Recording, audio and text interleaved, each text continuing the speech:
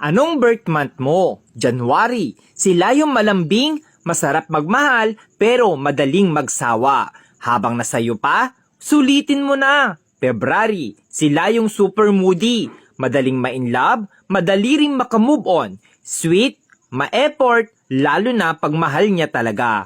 March. Sila yung malambot ang puso, madaling lambingin, masarap mahalin, pero grabe kung magalit, mabilis mag-move on. April, sila yung grabe magmahal, todo bigay, todo effort, tahimik pero mainitin ang ulo. Mahilig tumingin sa iba pero ikaw lang mahal niya. May, madaling mainis pero mabilis pasayahin. Maliit na effort mo, natutuwa na. Palaging may love life pero palaging niloloko.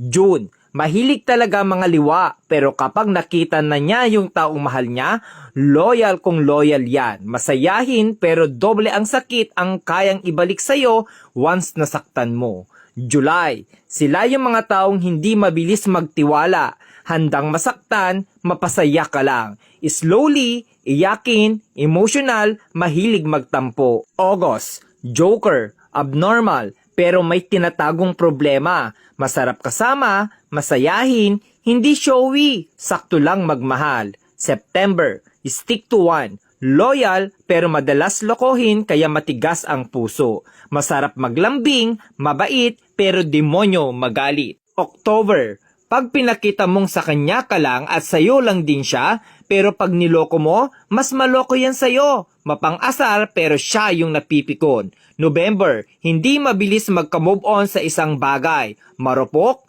madamdamin, umiiyak ng patago pero kakayanin. December, malibog, joker, mabait, loyal, di ka iiwan, sila rin yung ipaglalabang ka. Hindi sa kanila uso ang salitang suko na.